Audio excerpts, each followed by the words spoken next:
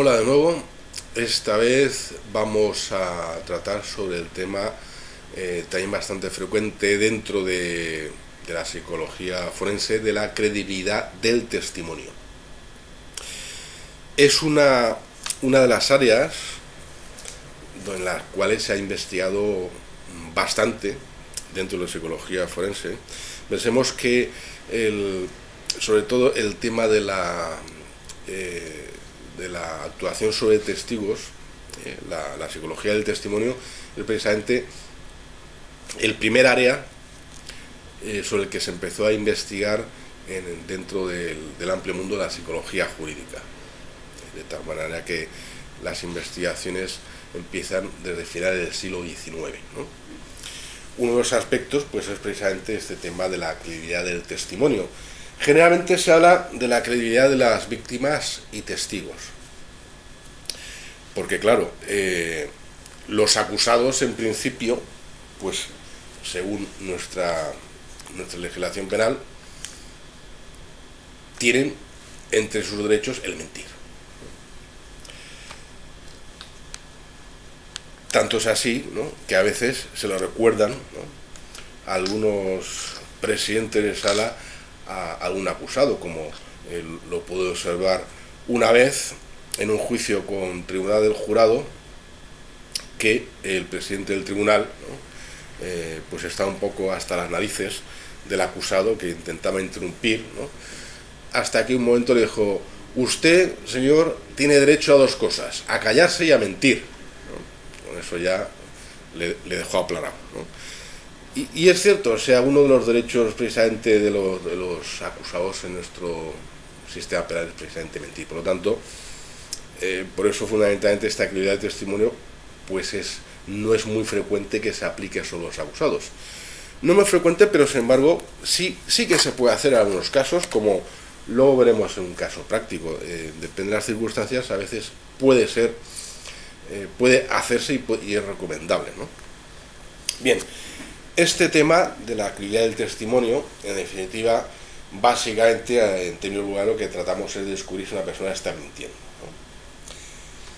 ¿no? A pesar de que es algo que se ha investigado científicamente desde hace ciento y poco años, pues es algo que siempre ha preocupado a la humanidad en general, ¿no? Y tradicionalmente, pues como ya sabéis, a través de los apuntes, pues siempre han existido los métodos tradicionales, desde tiempos ancestrales, ¿no? Desde el mascar arroz, pasar una barra candente por la lengua del sospechoso, ¿no?, o hacer meter una mano en un caldero con agua hirviendo para coger una piedra, ¿no?, utilizado por los normandos, etcétera. Son métodos que tienen, sin embargo, un fundamento psicobiológico, a pesar de parecer una salvajada, estas llamadas pruebas de Dios, ¿no?, pero tienen detrás unos fundamentos que son también científicos, aunque no vamos a entrar en eso, ¿no? Vamos a adentrar en lo que es las técnicas que tenemos hoy en día, sobre todo una concreta. Hay varias posibilidades a la hora de abordar este problema, a la hora de determinar si una persona dentro de un proceso penal no está diciendo la verdad. Como ya sabemos, existen varias posibilidades, ¿no? Una de las que se han empleado profusamente, pero que evidentemente no tienen mucha validez, sobre todo a nivel jurídico, es lo que se llama el análisis de la conducta no verbal, ¿no? Hay bastante información sobre esto, hay bastante bibliografía en la que nos habla de toda una serie de aspectos que no son verbales, que nos informan hasta cierto punto de si la persona está transmitiendo un hecho cierto o no. Los típicos gestos que delatan la mentira, el hecho de no mantener la mirada, los parpadeos, el rascarse la nariz, la oreja, el pegar brincos, lo que haga falta. Bueno, todo esto está muy bien, pero la validez de estas técnicas no se ha podido comprobar que sea alta. El problema que hay es que no existe una estabilidad de este tipo de conductas a nivel poblacional, o sea, no existe una constancia. El tipo de gestos al final están reflejando a cierto punto características de personalidad y no existe, por lo tanto, unos parámetros que sean fijos con el que poder evaluar a toda la población. Por lo tanto, el margen de error que cometemos con estas técnicas pues es bastante alto. Aparte, por no hablar, por ejemplo, del típico error de Otelo, como sabéis, la persona, por ejemplo, que está diciendo la verdad, pero que sin embargo tiene una gran ansiedad porque piensa que no le van a creer, como le ocurrió a la mujer de Otelo, y después ya sabemos cómo acabó. Pues esta ansiedad se va a reflejar en su conducta no verbal, y estos gestos los puede interpretar la persona con la que está interactuando en el sentido de que está manifestando una evidencia de mentira, ¿no? Que es lo que sucedió precisamente en la obra de Shakespeare, ¿no? Otra posibilidad es utilizar una serie de aparatos de medición para medir una serie de respuestas fisiológicas, la típica, lo que se conoce vulgarmente como máquina de la verdad, o el polígrafo. Esta técnica se basa, como ya sabemos, en el hecho de que la persona que está contando una mentira tiene un determinado nivel de ansiedad porque teme que se descubra la mentira.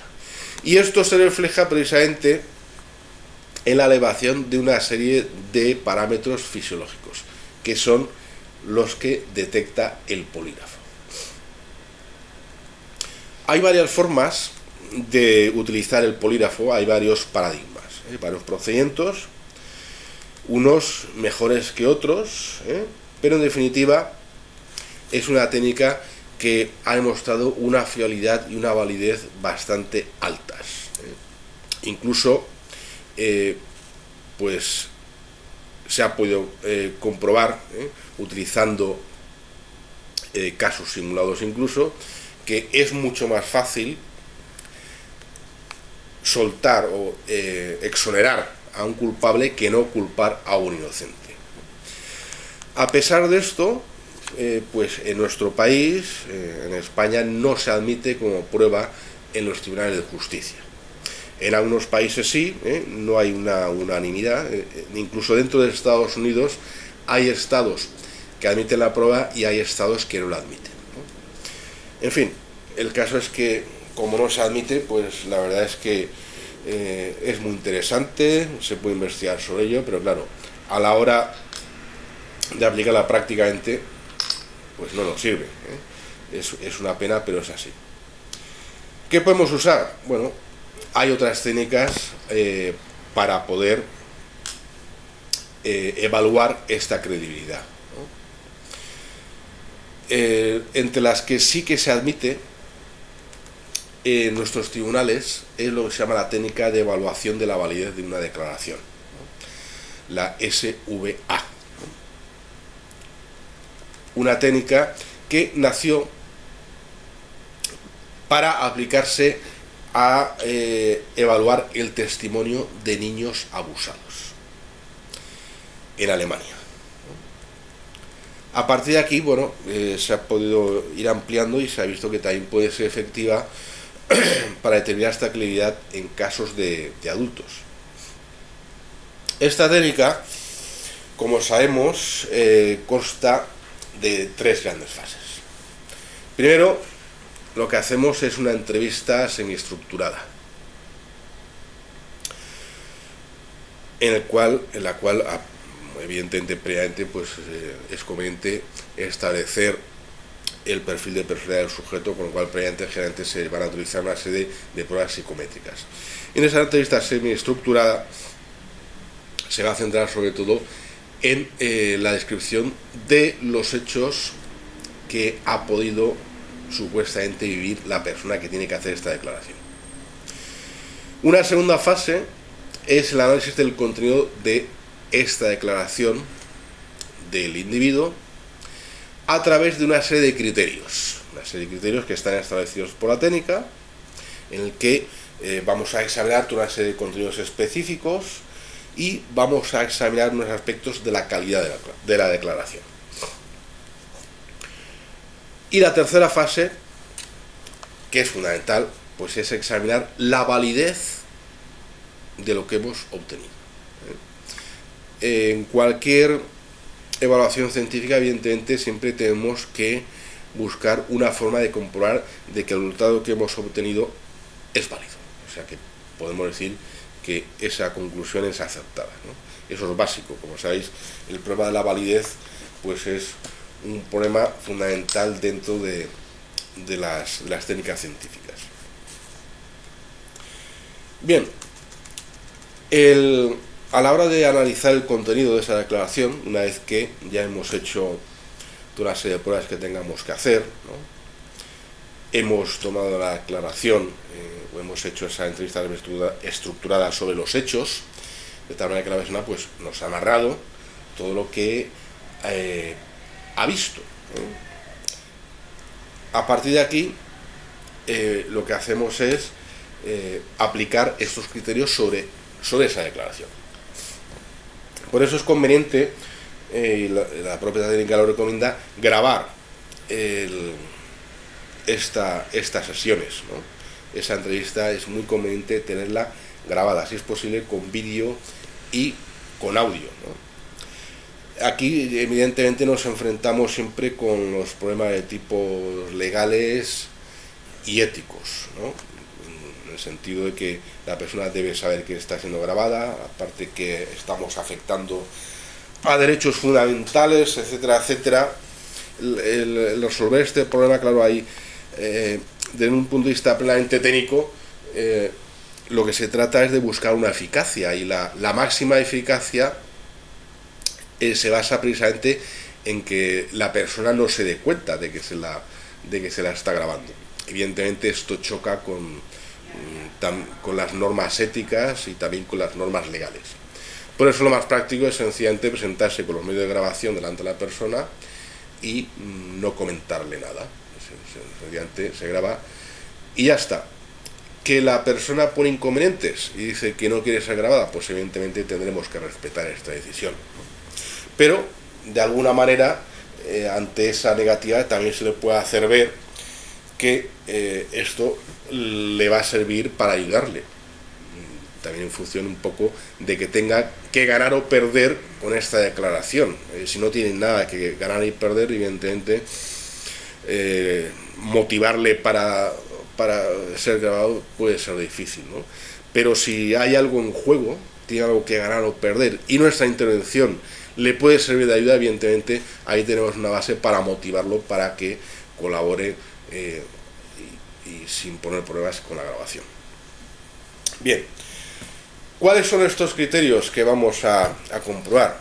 Bueno, se dividen en varios apartados. Primero, uno de características generales, en el cual vamos a examinar la estructura lógica, vamos a examinar la producción desestructurada y vamos a examinar la cantidad de detalles.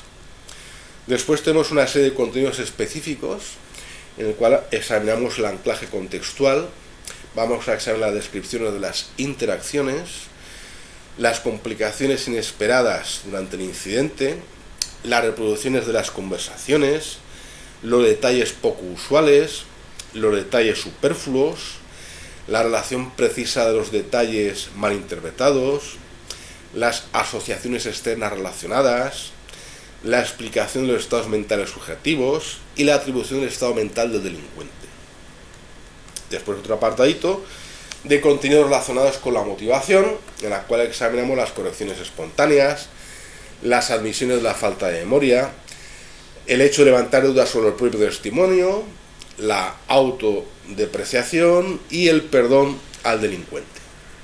Y por último, un último apartado de elementos específicos del delito, en el cual examinamos detalles característicos y concretos del delito. En el primer apartado de estos criterios, que hace referencia a las características generales, vamos a examinar si la declaración, la narración de los hechos que nos hace la persona tiene estructura lógica, ¿no? Para cumplir con el criterio de estructura lógica, debemos examinar que lo que nos cuenta tenga una cierta coherencia. Aunque la persona nos narre unos hechos de forma desordenada, que es lo normal, porque lo contrario puede ser sospechoso, da la idea de que quizás se lo haya preparado, ¿no? Pero aunque esté esta narración sin un orden cronológico, pues toda la información que nos da debe ser coherente. No debe haber inconsistencia y no debe haber elementos contradictorios, ¿eh? No puede ser que diga primero que los hechos ocurrieron de día y después que era de noche. Entonces se rompe esta estructura lógica. Otro criterio es la producción desestructurada. Esto, para que se cumpla, implica que esa información que nos proporciona el testigo está dispersa y no está ordenada con un orden lógico y cronológico. Como he dicho antes, esto es lo normal que hace una persona que nos está narrando unos hechos que ha vivido, que de alguna manera le han afectado, por ejemplo, que ha sido robada, agredida, violada, etcétera, etcétera, o que ha visto una actuación de este tipo, ¿no? Lo normal es que la persona, sobre todo en los primeros momentos, pues no nos haga una relación de los hechos como si sencillamente hubiera visto una película y nos cuenta desde el principio hasta el final. Esto ya es sospechoso, nos puede indicar que se la ha estado preparando, ¿no? De tal manera que lo normal es encontrar esta desestructuración en la narración de los hechos. Y en cuanto al tercer criterio de este apartado, la cantidad de detalles, para que se cumpla debemos encontrar que la persona nos da muchos detalles, o sea, nos da descripciones del lugar donde estaba, de lo que estaba pasando, de las personas, de los objetos que había, cosas que sucedían, ¿no? Por ejemplo, una persona que pues ha sido atracada, ¿no? Nos comenta pues que ella siempre va a esa panadería y precisamente pues es a las 7 concretamente cuando va a comprar una barra de pan gallego para prepararse el bocadillo de no sé qué, ¿no? De una de esas detallitos concretos, ¿no? En cuanto a los contenidos específicos, tenemos el criterio del anclaje contextual. Este criterio se va a cumplir cuando los acontecimientos que nos narra están situados en un tiempo y en un lugar concreto, ¿eh? Y estas acciones están conectadas con actividades diarias, con hábitos, con costumbre de los sujetos, ¿no? Por ejemplo, la persona nos comenta que los hechos transcurrieron a las 5 de la tarde, ¿no? Que es cuando la persona pues está en el parque con sus niños, que es cuando les da el bocadillo de nocilla o el salchichón, ¿no? Después de sacarlos del colegio. Tenemos el criterio también de descripción de interacciones. Este criterio se va a cumplir cuando en la declaración encontramos descripciones o las interacciones en el que de alguna manera está implicado como mínimo el testigo y el delincuente, ¿no? En el caso, el testigo que sea víctima, ¿eh? Por ejemplo, el testigo nos habla: yo le dije, no hagas esto, déjame, ¿no? Pero él no hizo nada, siguió insistiendo, se empezó a reír, me escupió, entonces yo lloré, en fin, todas estas cositas. El criterio reproducción de las conversaciones. Para que se cumpla, debemos apreciar cómo el testigo, de alguna manera, reproduce ciertas frases concretas de esas conversaciones que se produjo. No sencillamente que nos habla de que me dijo no sé qué, o me dijo que el Madrid va a ganar la Liga. No, eso no, sino que de alguna manera, si esto lo tuviera que escribir, pondría comillas, para que lo entendamos bien. O sea, esto no estaría diciendo, yo le dije, no sigas, no me hagas esto, me estás haciendo daño, ¿no? Y entonces él me dijo, cállate, y reproduce el insulto, por ejemplo, ¿no? Es así cuando tenemos que se cumple este criterio. Otro criterio en este apartado son las complicaciones inesperadas durante el incidente, ¿no? Este criterio se va a cumplir cuando encontramos elementos que se incorporan a la narración de los hechos de una forma inesperada, ¿no? Que de repente, pues por ejemplo, el testigo nos cuenta que el delincuente tuvo problemas a la hora de poner en marcha, de encender el motor del coche. Otro criterio son los detalles pocos usuales. En este caso, para que se cumpla, debemos encontrar que el testigo nos habla de una serie de objetos, de una serie de acontecimientos que son infrecuentes, que son únicos, pero que tienen sentido dentro del contexto de lo que ha sucedido, ¿no? Por ejemplo, si el testigo nos describe que el delincuente llevaba un tatuaje con la forma de Mickey Mouse, ¿no? O que el delincuente, cuando hablaba, pues se le escapaba la saliva, ¿no? Esas típicas personas que están hablando y van escupiendo, ¿no? Otro criterio son los detalles superfluos. Este criterio se cumple cuando el testigo nos describe cosas, nos habla de una serie de detalles que no son esenciales para la acusación, que no tienen nada que ver, ¿no? Por ejemplo, pues en el típico caso del niño que es abusado y que pues a lo mejor habla de que el abusador pues echó fuera de la habitación pues un cojín porque no le gustaba el color, ¿no? Otro que tiene es la relación precisa de los detalles malinterpretados, perdón. Este criterio se cumple cuando el testigo nos da detalles acerca de cosas que no comprende, que van más allá de su comprensión. Generalmente esto se encuentra, como el caso anterior, en los niños abusados, ¿no? Por ejemplo, un niño que es abusado y nos habla del comportamiento sexual del abusador, diciendo que respiraba con dificultad. Nos habla de esta manera, ¿no? Porque tenía miedo, porque estaba resfriado, ¿no? Nos está haciendo una interpretación de algo que no sabe, no conoce, entonces pero nos habla de cierto tipo de detalles. Otros son las asociaciones externas relacionadas.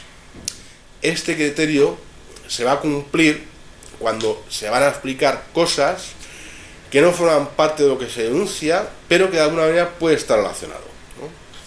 Por ejemplo, si la persona que entrevistamos nos habla de que el delincuente nos habla, el delincuente, por ejemplo, hablaba sobre otras relaciones sexuales con otras mujeres. Otro criterio es la explicación de los estados mentales subjetivos. Esto se va a cumplir cuando el testigo nos está hablando de lo que sentía en el momento de los hechos. De alguna manera hace una introspección y nos habla de que en esos momentos pues estaba asustado, estaba nervioso, ¿no? Al final encontró un gran alivio cuando todo pasó, etc., ¿no? De alguna manera nos dice cuál era su estado interior, ¿no? En el caso de que la persona se invente la historia, esto es más difícil, ¿no? Que también se invente estos estados subjetivos. No es corriente que la persona que se inventa una narración haga referencia a estos estados internos. Otro criterio es la atribución del estado mental del delincuente. Esto lo encontramos, se va a cumplir cuando la persona de alguna manera intenta hacernos ver cómo creía él que se sentía el delincuente, Entonces pienso que el delincuente pues también estaba nervioso, ¿no? Porque le temblaban las manos, ¿no? O creo que a esto le gustaba realmente, que estaba disfrutando, porque además se veía que no sonreía, ¿no? De alguna manera le está atribuyendo unos estados mentales. En el tercer apartado tenemos los contenidos que nos hablan de la motivación, están relacionados con la motivación, ¿no? Aquí tenemos, por ejemplo, el criterio de correcciones espontáneas.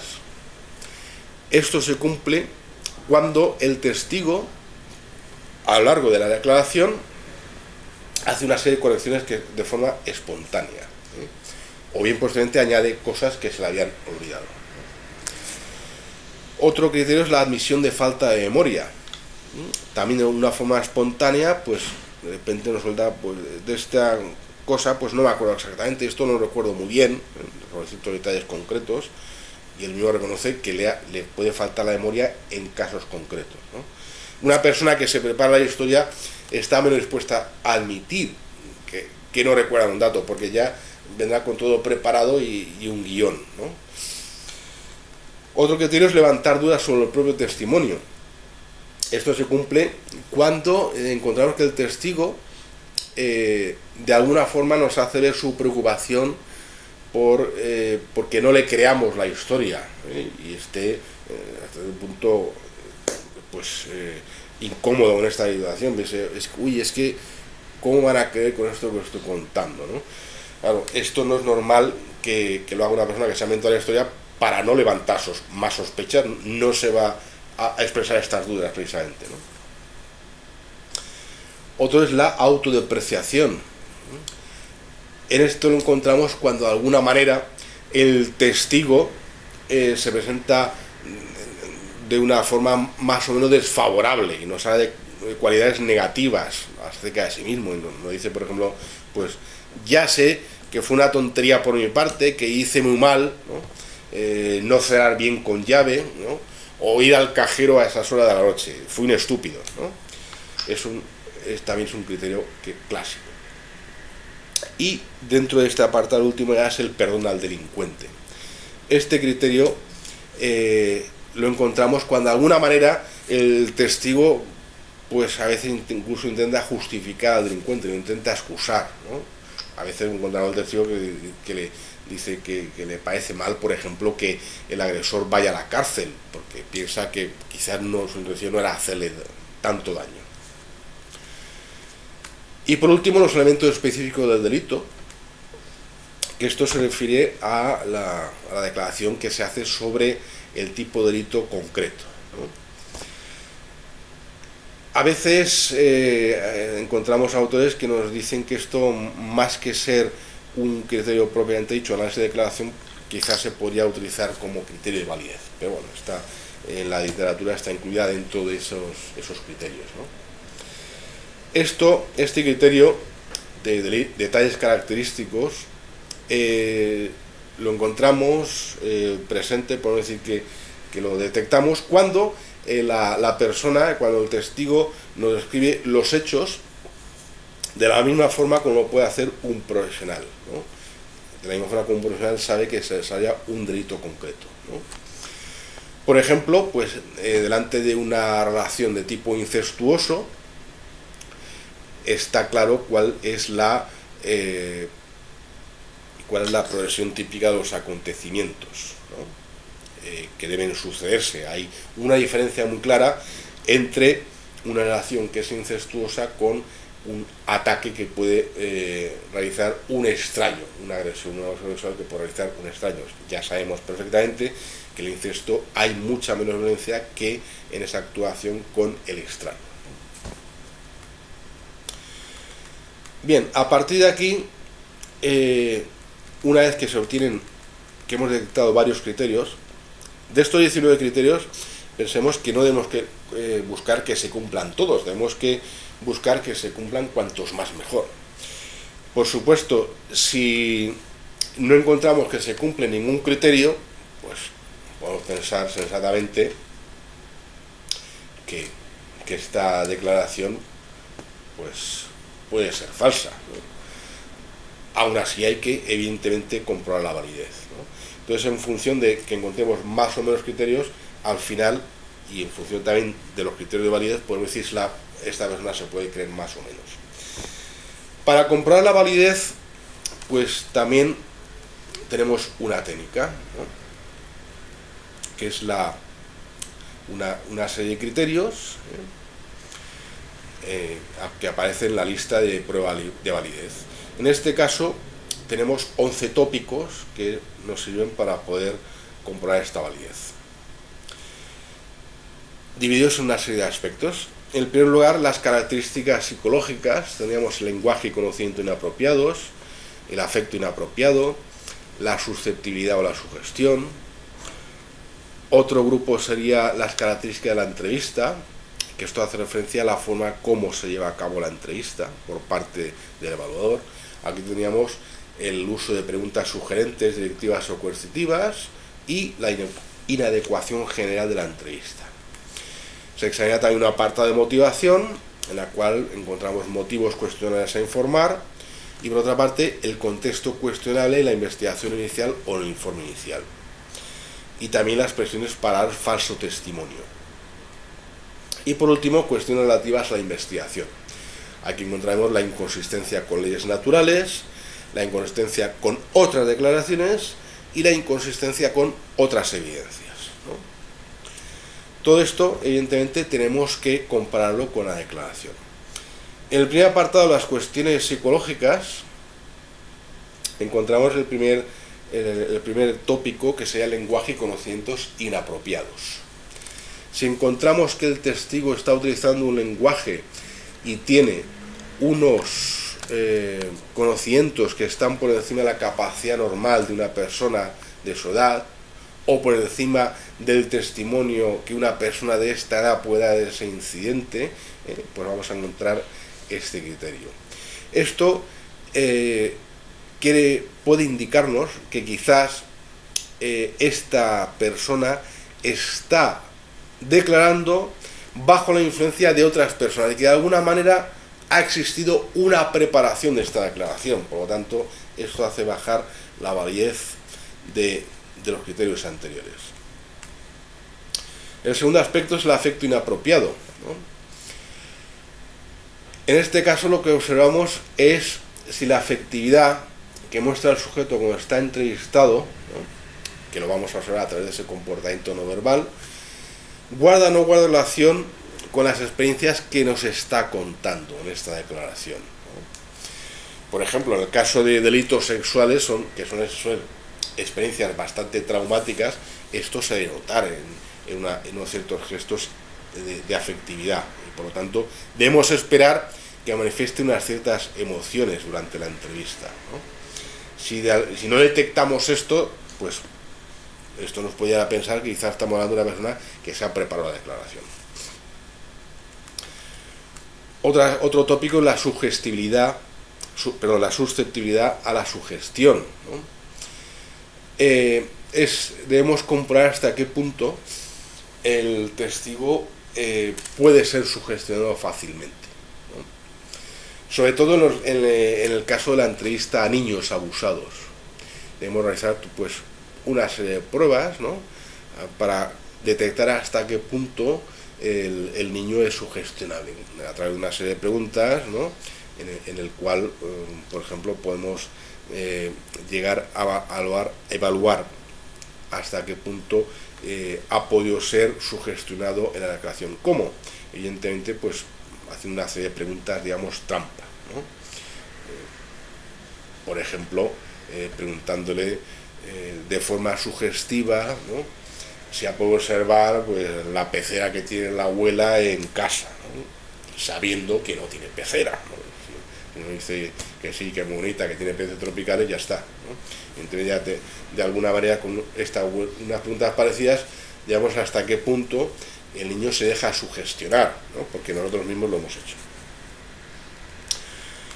En el tema de característica de la entrevista, aquí nos vamos, digamos, a de alguna manera evaluar a nosotros mismos, ¿no?, en el hecho de cómo hemos llevado la entrevista. Y aquí debemos examinar si, por eso es importante hacer una grabación, debemos examinar si hemos hecho preguntas sugerentes. A veces pues es inevitable, ¿no? No nos podemos dejar llevar y de alguna manera hacemos preguntas sugestivas, coercitivas, directivas. Entonces, si las hemos empleado, esto de alguna manera pues está afectando a la validez de esta declaración, ¿no? También la inadecuación general de la entrevista, ¿no? La forma de llevar la entrevista, si hemos utilizado técnicas inadecuadas, por ejemplo, sobre todo en el caso de los niños, los niños a veces no tienen claro que delante de determinadas preguntas existen posibilidades que no las tiene previstas. Por ejemplo, decir que es un detalle pues que desconoce. Entonces, al niño, por ejemplo, hay que dejarle claro al empezar que hay algunas cosas que se le van a preguntar que a lo mejor pues no sabe contestar porque desconoce el dato, y que puede decir perfectamente no lo sé, en vez de inventarse algo. En el apartado de la motivación, aquí lo que vamos a hacer es indagar sobre los motivos que pueda tener el testigo a la hora de hacer la declaración. Por ejemplo, un tópico son los motivos cuestionables a informar.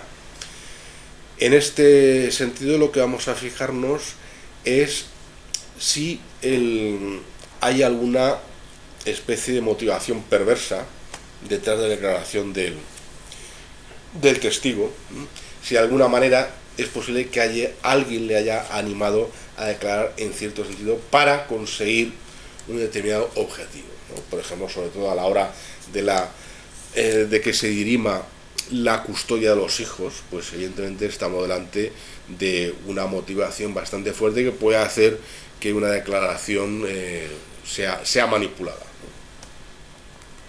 Otro aspecto sería el contexto cuestionable, la investigación social o el informe, ¿no?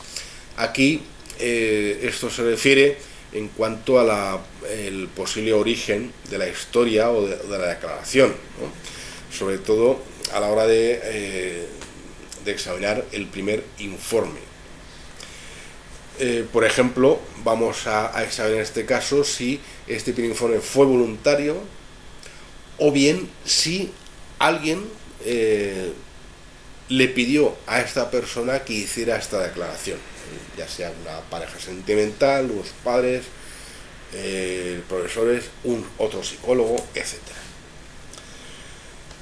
Otro tópico son las presiones para dar falso testimonio. En este sentido, vamos a examinar si hay indicios de que otras personas hayan podido influir, hayan podido entrenar, hayan podido presionar o hayan podido ejercer una cierta coerción sobre el testigo para que realice la declaración de determinada manera, para que la falsee, para que exagere, etc. Y por último, las cuestiones relativas a la investigación. Aquí vamos a validar en función de una serie de criterios bastante objetivos, o más o menos objetivos y externos, no más que otros, ¿no? Por ejemplo, la inconsistencia con leyes naturales. Esto es totalmente objetivo. Aquí lo que vamos a comparar es si lo que nos está contando el declarante, pues físicamente es posible, porque encaja con las leyes naturales, ¿no? Por ejemplo, pues está claro que no puede llover hacia arriba, ¿no? Es una exageración, pero en el caso, pues por ejemplo, de unos abusos sexuales, la chica que nos dice que debido a esta relación quedó embarazada, si comprobamos que cuando sucedieron los hechos no tenía la edad para quedarse embarazada, pues esto es imposible, ¿no? Si nos contó, o que nos diga que disparó desde un cierto punto, ¿no? Y comprobamos que el impacto para que llegara hasta el lugar donde impactó el cuerpo, etcétera, el proyectil tuvo que hacer una trayectoria en forma de L, pues esto es imposible, En fin, hay una serie de cosas que vemos que chocan con las leyes de la naturaleza y por lo tanto no se pueden creer. Otro tópico es la inconsistencia con otras declaraciones. A veces encontramos inconsistencias con las declaraciones sobre un mismo hecho, las declaraciones que han hecho otras personas, o incluso que la misma persona en distintos momentos ha declarado cosas distintas. Entonces, esto en está hablando de inconsistencia, ya tenemos un criterio que afecta a la validez.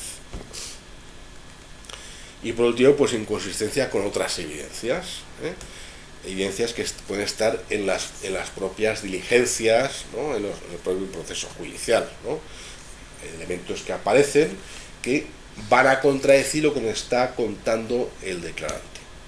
Por ejemplo, en el caso que vamos a comentar ahora, pues una de las personas nos decía que en cuanto a sus costumbres de consumo de alcohol, que prácticamente no bebía, que solamente bebía un poco de vino con gaseosa en las comidas. Y sin embargo, en las diligencias judiciales aparecía un análisis en el cual se demostraba que en el momento de los hechos tenía un índice de alcohol en sangre bastante elevado. Por tanto, aquí tenemos ya también un problema que afecta a la validez, ¿no? Bien, pues estos son esos 11 tópicos que nos están hablando de la validez. A partir de aquí, si hemos encontrado suficientes criterios en el contexto de la aclaración y esto los hemos podido validar, podemos llegar a una conclusión final, sobre lo que nos cuenta el individuo. En este caso no damos porcentajes, no podemos decir esta declaración se puede creer en un 90%, un 10%, porque evidentemente esto no funciona así, no tenemos todavía unas tablas y unos parámetros con los cuales hacer esta comprobación y llegar a un dato numérico. Por lo tanto, las conclusiones están en el sentido de informar sobre que la declaración o es creíble, o es probablemente creíble, o es indeterminada, por lo cual podemos decir si es creíble o no creíble, o que sea probablemente increíble, o que sea increíble. Estas son las posibilidades que vamos a informar al tribunal. Y a partir de aquí, bueno, en base a esta información, ya también el tribunal es el que tiene que decir, ¿no? Como decía antes, generalmente este tipo de técnica se aplica sobre personas que son testigos, pero a veces también es posible que sea sobre personas acusadas, como un caso que también hice con el doctor Soria en Asturias, en el que tuvimos que evaluar a 2 personas que estaban acusadas porque se pelearon entre ellos. Esto en un entorno rural, las típicas problemas familiares, porque los 2 eran primos, en que un buen día se encuentran en un campo y se lían a puñetazos, a patadas, a navajazos, a tiros, o sea, de todo, ¿no?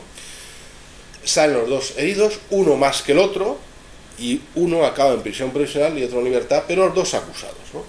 Entonces, claro, como los 2 mantenían unas versiones totalmente distintas y antagónicas de lo que había sucedido, pues en este caso nos llaman para que informemos sobre la posible veracidad de lo que dice cada uno, ¿no? Y efectivamente, pues tenemos que hacer este trabajo pues con las 2 personas, ¿no?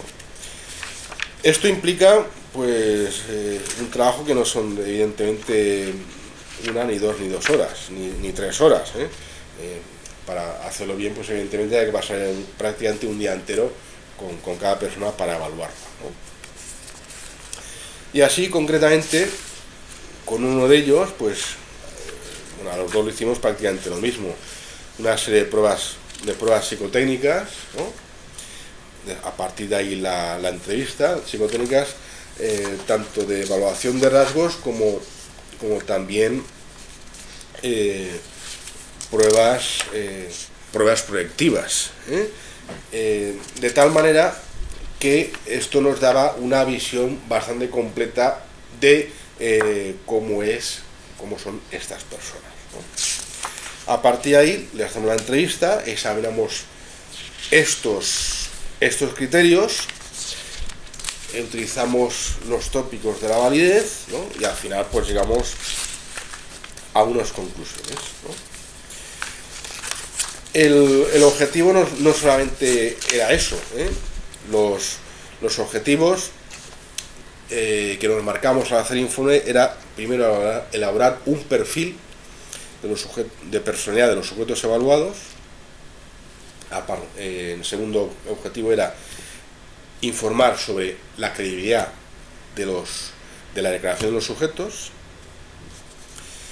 establecer también un perfil en función de estos hechos declarados a la hora de decir cuál es el tipo de violencia, ¿no?, más probable que podía realizar la persona, y examinar la posibilidad de existencia de algún tipo de psicopatología, porque evidentemente pues ya que estamos metidos en esto, por si acaso esto pues va a servir para aplicar algún tipo de modificación a la responsabilidad criminal, ¿no? Con el primer sujeto, el que recibió, digamos, unas mayores consecuencias lesivas, encontramos pues, que presentaba una serie de trastornos. Utilizando el diagnóstico multiaxial, pues encontramos en el primer eje el abuso de alcohol como trastorno psicopatológico, en el segundo eje un trastorno paranoide de la personalidad de tipo A, con rasgos esquizoides y obsesivos. En el eje 3 una identificación proyectiva con su hermano, en el eje 4 problema relativo al grupo primario, dependencia del hermano, problemas relativos al ambiente social, con un apoyo social inadecuado. Y en el eje 5, la evaluación de actividad general, le dimos una calificación de 20 en el momento de los hechos, porque tenía presencia de ideas delirantes y peligro de causa-daño.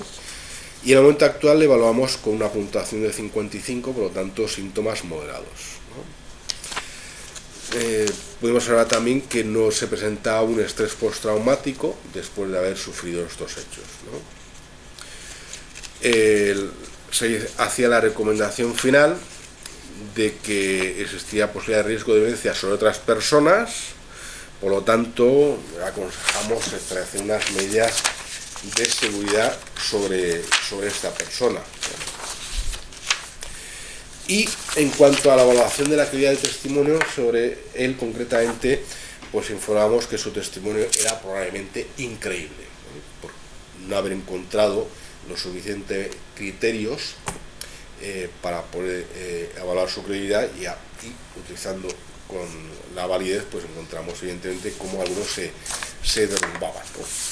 En cuanto al otro acusado, que es el que salió mejor parado a nivel lesivo, digamos, el que estaba encerrado en prisión, pues los objetivos eran los mismos, a la hora de analizarlo, y a la hora de concluir decíamos concretamente que tras una evaluación psicológica exhaustiva podemos concluir la descripción de los hechos altamente fiable y consistente interna y externamente. La forma agresiva descrita por el perseguidor tal es coherente con su personalidad base y la tendencia a ejercer una acción de ira espontánea y no planificada. O sea, estamos delante de una persona que, si el otro, su primo, tenía unas tendencias paranoides y se montaba sus películas, este otro acusado, pues una persona hasta cierto punto normal, pero la típica persona que puede tener reacciones explosivas. Una persona que, mientras no la molesten, pues no causa problemas, pero si alguien viene a tocar las narices, es de las personas que responde de una forma bastante agresiva, ¿no? No encontramos psicopatología en esta persona. En cuanto a la evaluación de testimonio, informamos que era un testimonio probablemente creíble. Por lo tanto, según nuestra forma de verlo, pues lo que nos contaba esta persona era mucho más creíble que lo que nos contaba la otra, ¿no? De tal manera que su versión de los hechos pues era posiblemente más cierta.